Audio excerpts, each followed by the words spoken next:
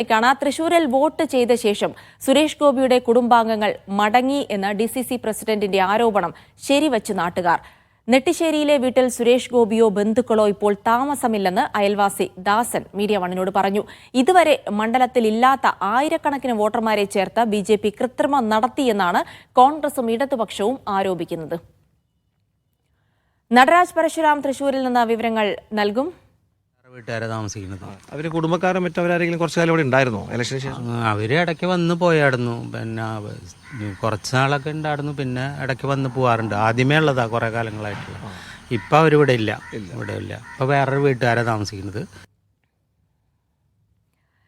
നടരാജിലേക്കാണ്. നടരാജ്, ഈ തെരഞ്ഞെടുപ്പ് സമയത്ത് മാത്രം കണ്ട ഒരു പ്രതിഭാസമായിരുന്നു. കുടുംബം ഒന്നടങ്കം തൃശ്ശൂരിലെത്തുന്നു, അവിടെ വോട്ടർ പട്ടികയിൽ 11 ആളുകളുടെ പേര് ചേർക്കുന്നു, വോട്ട് ചെയ്യുന്നു, സുഖമായി മടങ്ങുന്നു. അതിനുശേഷം ഒന്നുമില്ല, അവിടെ മറ്റാരോ താമസിക്കുന്നു. കൃത്യമായിട്ട് ഇവരുടെ ആരോപണങ്ങളൊക്കെ ശരിവെക്കുന്നത് പോലെ തന്നെ കുറച്ചധികം വോട്ടർമാരെ തിരികെ കയറ്റാനുള്ള ഒരു ചെറിയ ശ്രമമായിരുന്നു അന്ന് നടന്നത്, അങ്ങനെയാണ് DCC പ്രസിഡന്റിന്റെ ആരോപണം. സുരേഷ് ഗോപിയുടെ വീടിന്റെ കാര്യത്തിൽ DCC പ്രസിഡന്റിന്റെ ആരോപണം ശരിയാണ് എന്ന് പറയേണ്ടി വരും. കാരണം ഇവിടെ ആരും താമസമില്ല. ഈ വീട് ഇപ്പോൾ പ്രജിത്ത് എന്നുള്ള ഒരാളുടെ പേരിലാണ്. അദ്ദേഹം കർണാടകയിൽ വ്യവസായിയാണെന്നാണ് മനസ്സിലാക്കുന്നത്. അദ്ദേഹത്തിന്റെ രക്ഷിതാക്കൾ, വയോധികരായ രക്ഷിതാക്കൾ മാത്രമാണ് ഇവിടെ താമസം.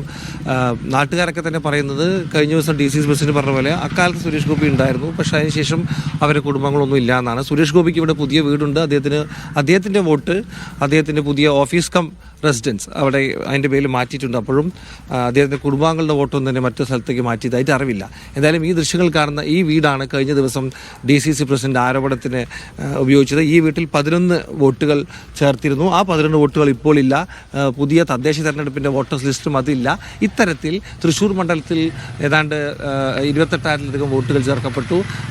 തൃശ്ശൂർ നിയമസഭാ മണ്ഡലത്തിൽ മാത്രം ഏതാണ്ട് 9,000-ഓളം വോട്ടുകൾ ഇത്തരത്തിൽ ചേർക്കപ്പെട്ടു എന്നാണ് പറയുന്നത്.